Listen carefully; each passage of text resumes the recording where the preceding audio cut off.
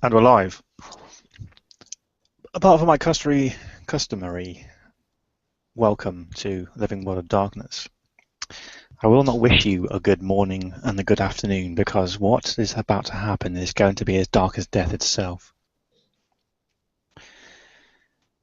There is much work to be done, and the Halaku are stepping up to the plate. The courts have been notified, they've been given their due, they've been given an ultimatum to deal with an issue that has arisen, where a woman was brought into a hospital by a winged angel in front of cameras and in front of people who all swear blind and fall upon one knee and pray God that an angel has come to save them. Specifically with the words that followed from the angel's mouths, "The city is protected." Maggie still lies in a coma, and the people of Mercy Hospital trying to keep her alive and dealing with the religious fervour that now appears to have just surrounded her. The hospital itself, even though a charity and on the border of the Bronx and other districts of New York City, has become siege to pilgrims and crazies alike, who stand day and night with candlelit vigils.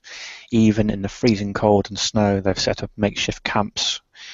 And once they get dispersed by the police, they seem to come up in force, and at this point the police have just given up trying to shepherd them away from the ICU. They're fighting a losing battle as it is, trying to keep them going from in the ICU and stealing shit, or stabbing themselves, or trying to shoot themselves to bring back angels to save them as well. Usual apocalyptic silliness that human beings get up to. And now we join our scene in the evenings. The lights around the Mercy Hospital are dimmer than normal.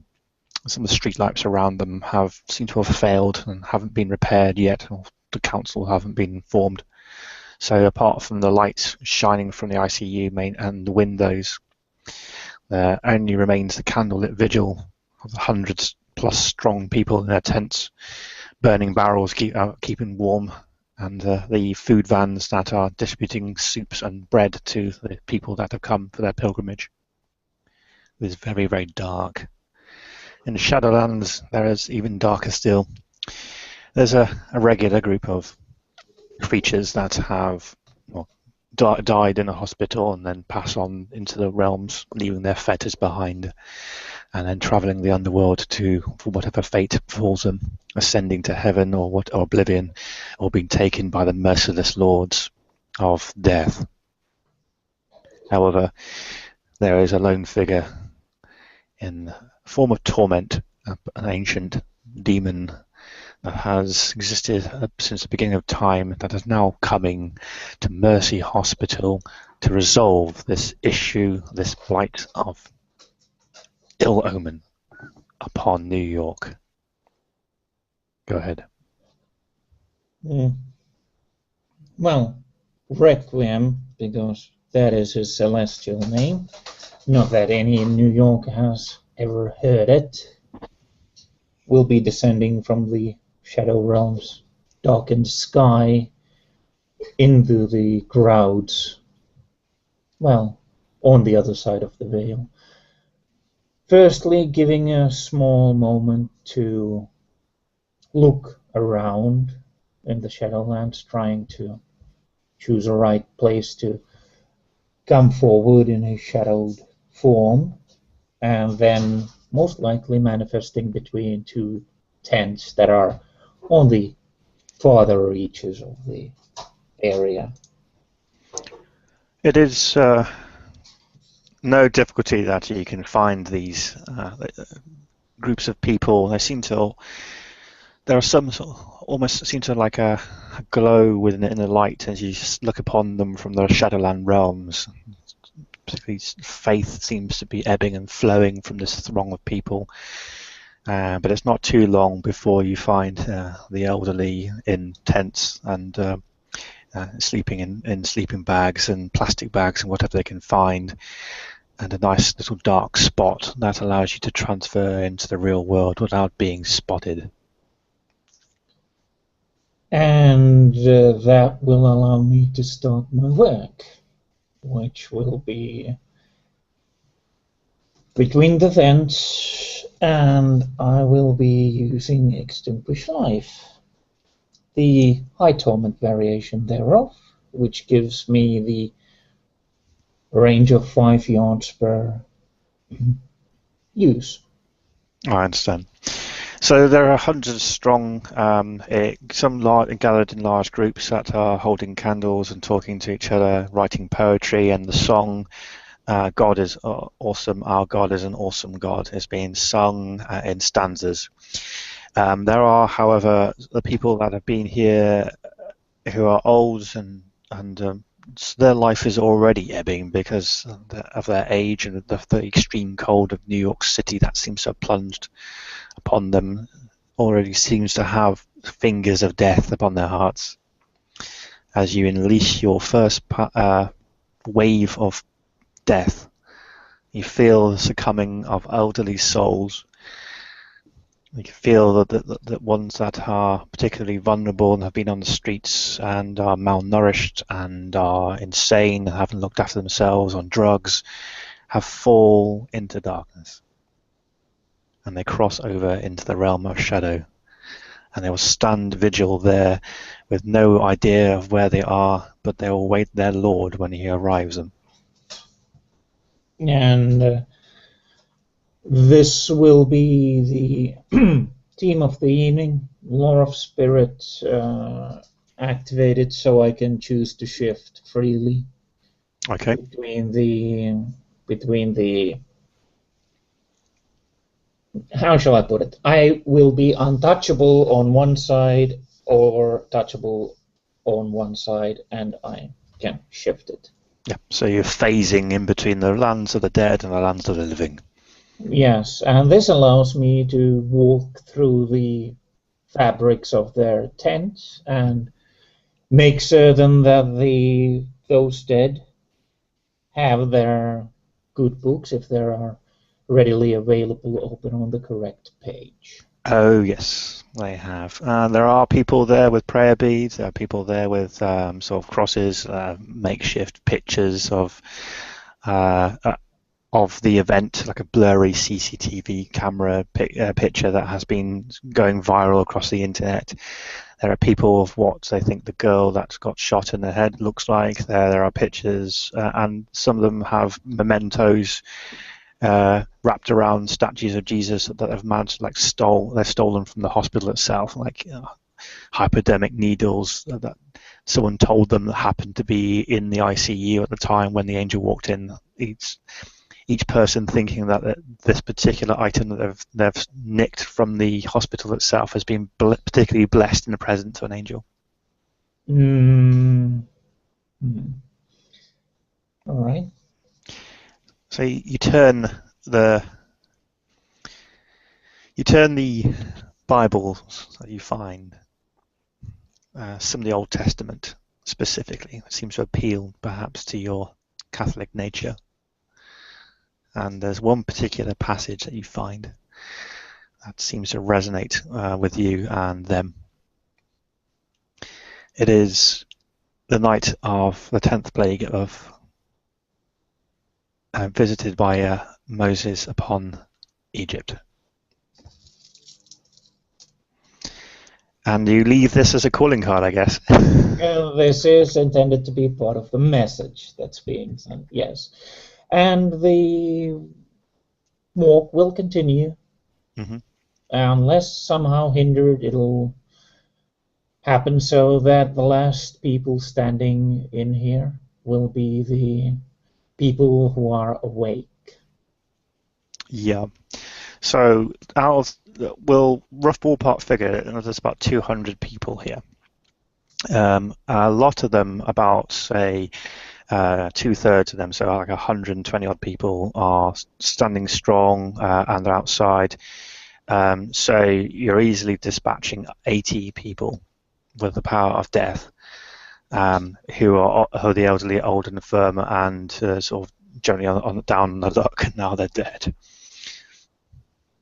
Mm-hmm.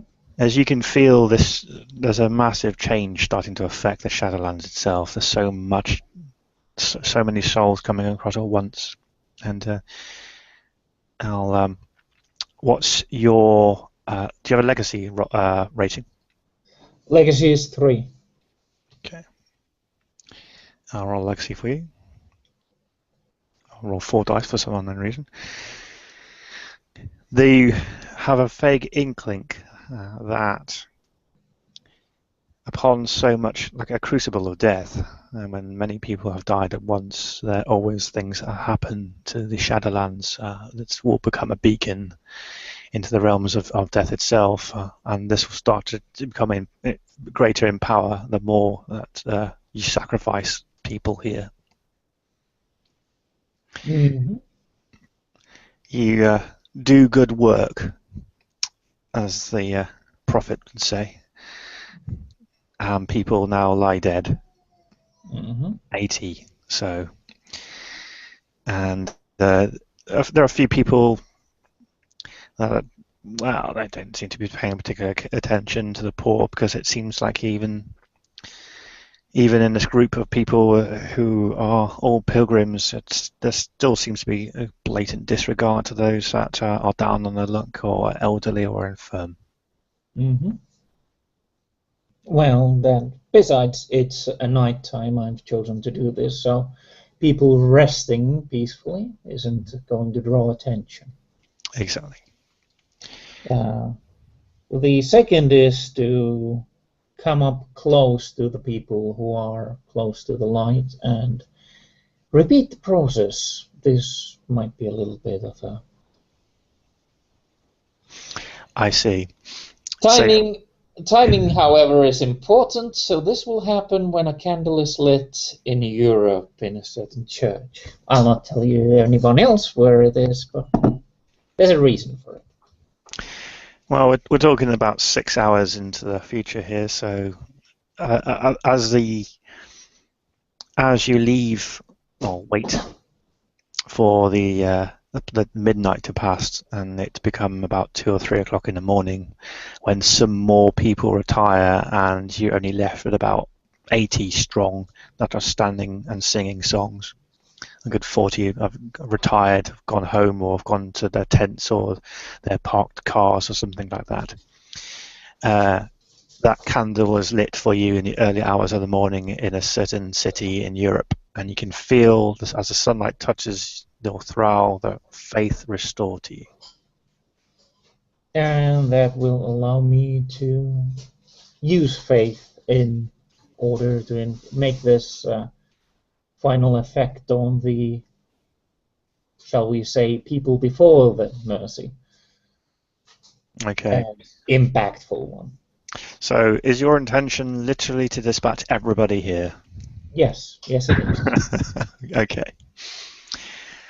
So going back to the vigil, so I assume at this point that the people that go off into their cars and into their tents are also similarly dispatched before you tackle the main group?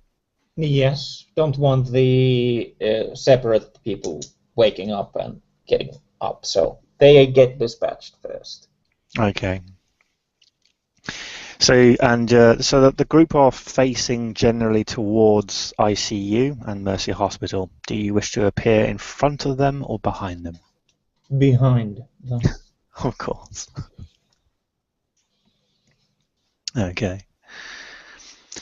You materialize in your phase behind people and begin to walk, and you can hear the last gasp of breath and the sound as your area of effect laws take hold of their souls and drop them into the ground.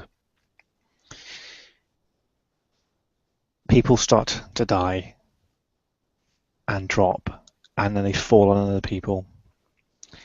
And then the group, the group of people, and they start noticing this turn, and then they see. What do they see? Do they see you or what? They see basically darkness taking the shape of a winged entity. Angel, perhaps, but definitely not the fiery version they were described. Okay. What I'm going to do is I'm just going to roll. Let's have a look. I suppose you look very grandiose. Give me what's your charisma, please? Fortunately, my charisma isn't that good. 2 points. 2 points. And add your faith, permanent faith score to that, please. 7. Thank you. Okay. Wow. Okay. It is possibly the most terrifying sight that they've seen. And with such great power behind you, and the fact that many people have all seemed to have fallen and their lights have gone out, and the deathly silence now appears to just drop upon Mercy Hospital outside as the song "Our God is an Awesome God" is cut short.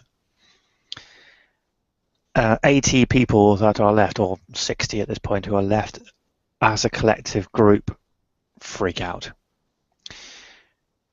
They all pull symbols, they all pull their crosses, they all begin to cry, they all drop to one knee. You'll see some people that think they're going to run away, but they're in the middle of the crowd. They're boxed in, and the people at the front, who are the ones who are the most zealous, have been here for days and weeks and weeks, are pushing back. It's like a crush. People are even dropping just because they're getting crushed between people. And I'll move as fast as I can to reduce the physical damage here. They all collectively start screaming, and my God, save us! He has come for us. He has come to take us to heaven. Praise be to God that this angel has come to take us now. Praise be, and they all clap their hands, apart from the ones that are screaming to get out and being crushed alive.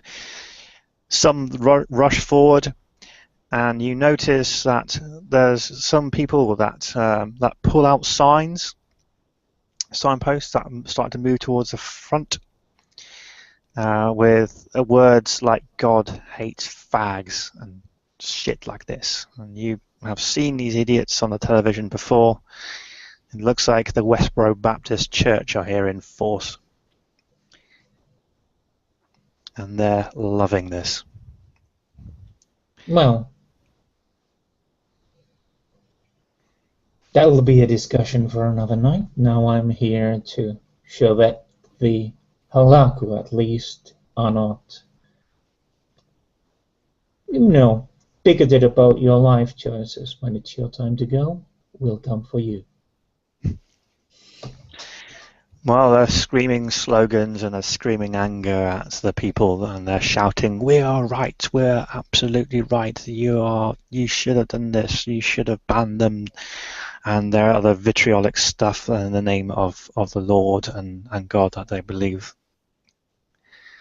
And they're claiming you to be their harbinger of judgment for that. But I guess I don't know how much pleasure you take as a Halaku when your powers encompass them and they drop. One grain is very much like the other. I'm not here to judge them. I'm here merely to guide them. So. Feels now in your phase between the realms that a maelstrom has arisen. There is great wind, great darkness now in the Shadowlands realm. It's almost like a pinnacle of power. You can feel it in your soul.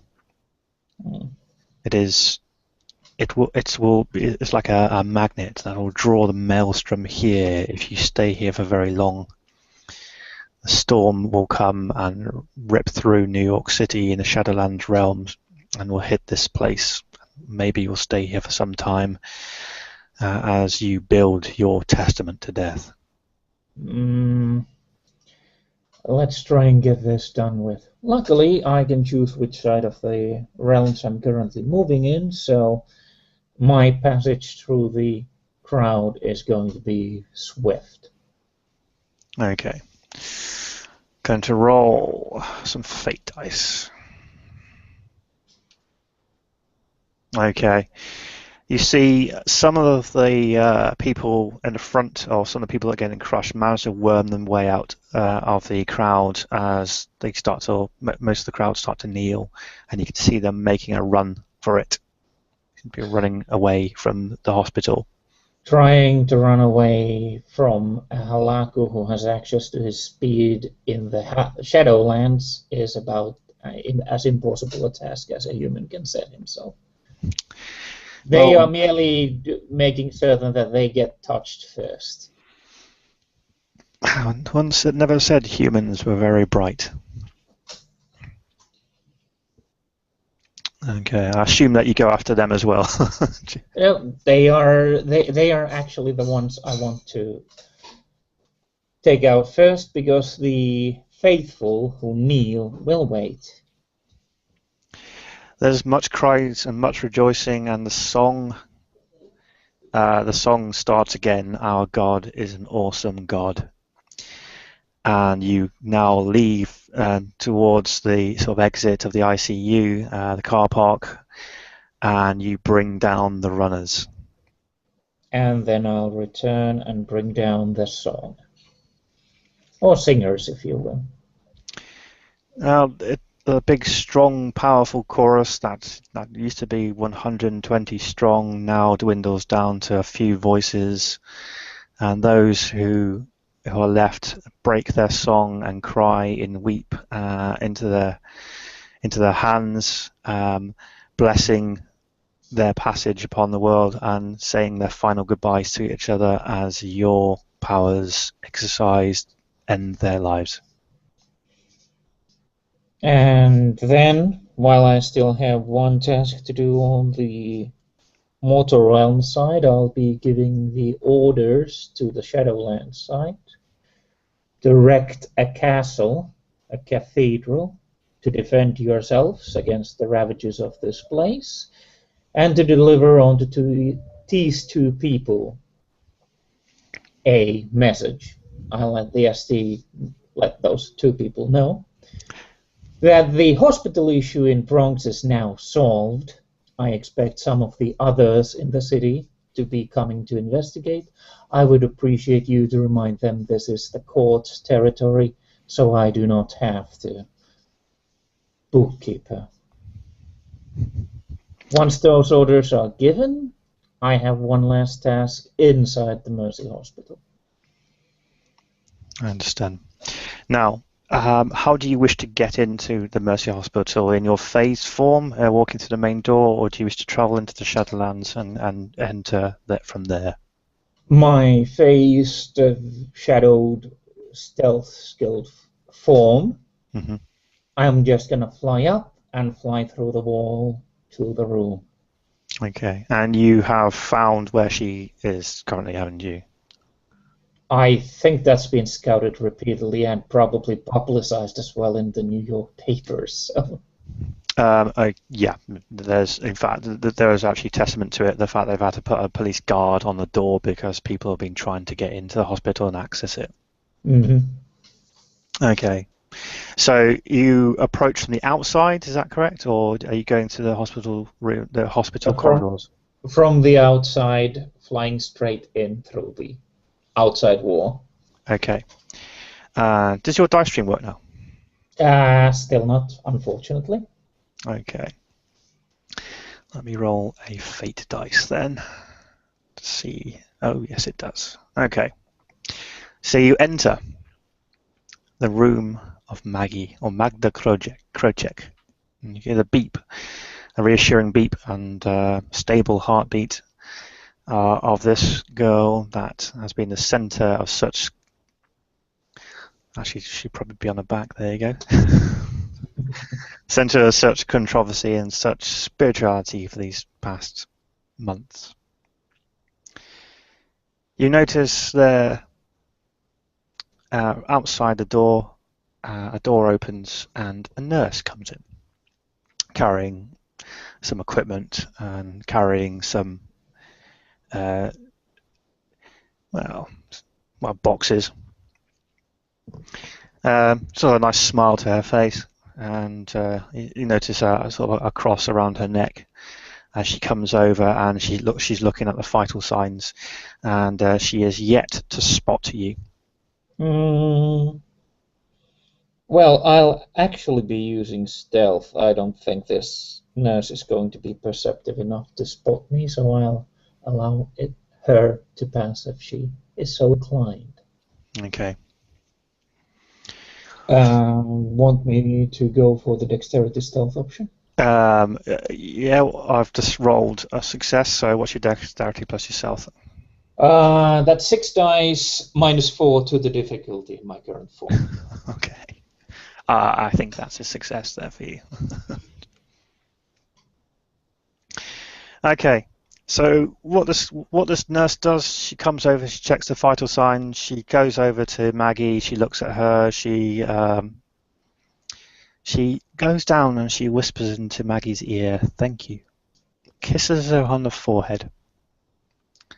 From a box of medical supplies that she's carrying, she puts it on the bed, rather uncouthly towards Maggie, and she pops the lid open, and she pulls out a 9mm pistol. And it looks like she's going to point it, or she starts to point it towards, well, she checks it's loaded, checks the safety's off, and she's going to point it at Maggie's head. What is your action?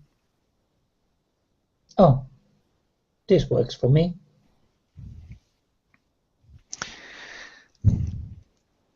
And she says, "He will come and save us, like he did before when you were shot." And she clicks, bah, and shoots a round into the head of this defenseless woman. Much hell breaks loose. And I'll be in the Shadowlands right that moment. Much hell breaks loose as she stands there with the pistol in the canoed head of Maggie. The door bursts open, and two police officers with drawn guns will come bearing into the room. They will see the scene, and they will point it straight at the nurse, and they will shout for her to drop her gun, to get down. And you can see with great upset and such like almost like her soul has broken when no angel turned up to rescue this girl. She turns around slowly, points to the police, looks at the police, and they shouted to her to get down, to drop the weapon. And she says, "This is proof. There is no savior. God has abandoned us. Otherwise an angel would come and save her. I told you this country is falling to hell. We picketed your funerals of your fucking soldiers." And then she tries to point her gun at the two police officers, and they open fire. Bang, bang, bang, bang, bang, bang. It's New York, so they probably unload 2 clips into her. So a good 25 bullets encounter this body of this nurse that rapidly becomes Swiss cheese, and she drops upon the ground. Bullets go flying through the air, destroy the medical equipment, and many of them actually lodge themselves into the also dead form of Maggie Krocek.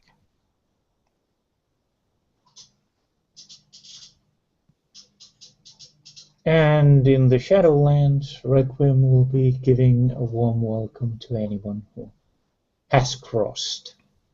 There are 2 souls that enter into the Shadowlands realm.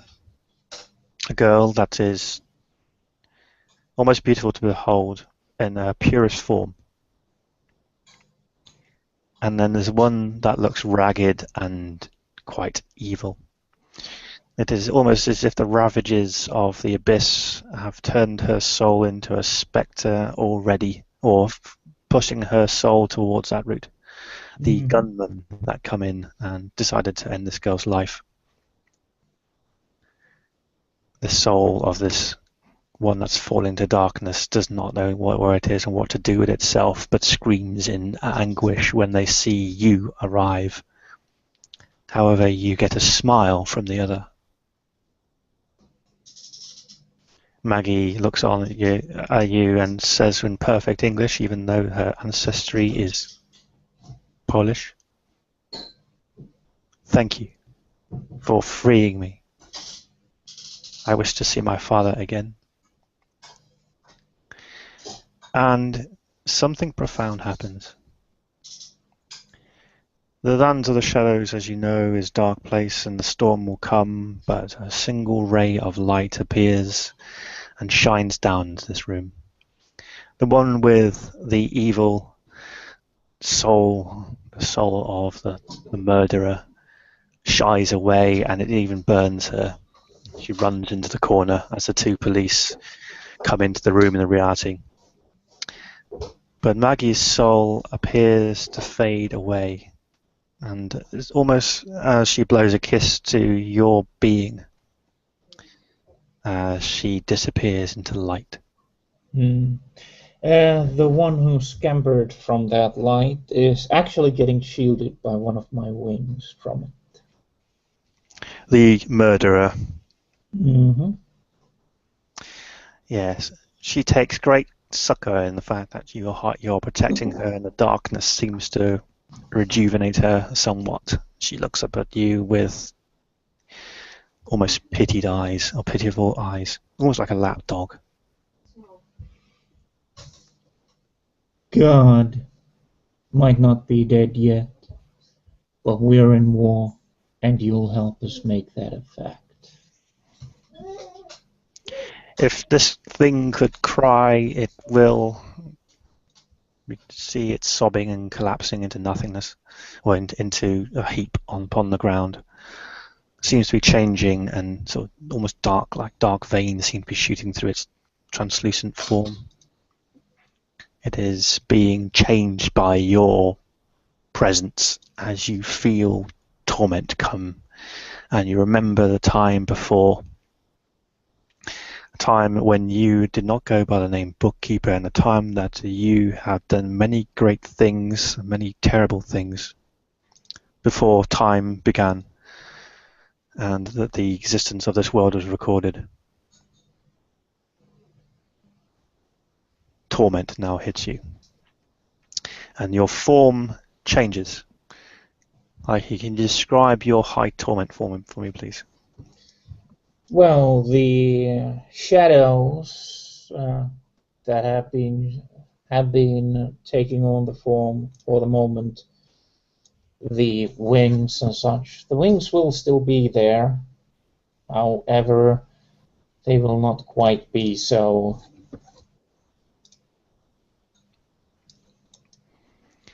So forgiven. The form now presented will be bearing the skeletal wings. Oh, wow. There will be nothing much more than that. The scythe, unfortunately, not carried. The shadows are now wrapped around a skeletal form in a robe, if you will, and there are two bony horns actually protruding from the shadows of the face, if you will. As in answer to your change, a pulse of dark energy flashes from the underworld side. It seems to expand upon Mercy Hospital and the surrounding suburbs.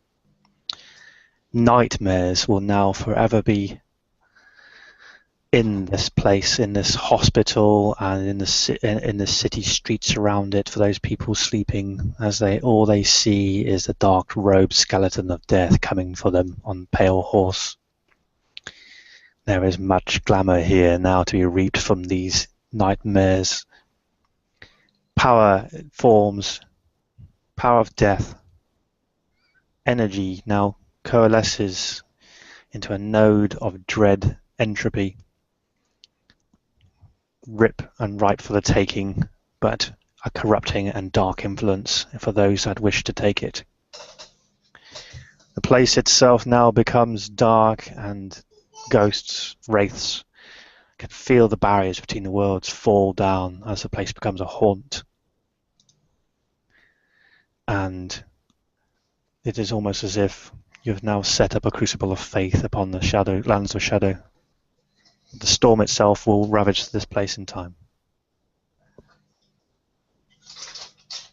And with his work here done, Requiem will continue to watch over the newly arrived. Well, that might not be something for this scene. That could be something that we solve for another time, but let me fade our scene away from into the outside of Mercy Hospital, where they slumped dead in the cold, with their Bibles and their holy symbols clutched in their hands, some dead in positions of reverence upon their knees in form of prayer. And all the pages upon the Bibles that they have turned to one sentence or one stanza of the tale of Moses. I send a pestilence and plague into your house, into your bed, into your streams, into your streets, into your drink, into your bread, upon your cattle, on your sheep, upon the oxen in your field, into your dreams, until you sleep, until you break, until you yield. I send the swarm, I send the horde, thus saith the Lord. And here we shall end our scene.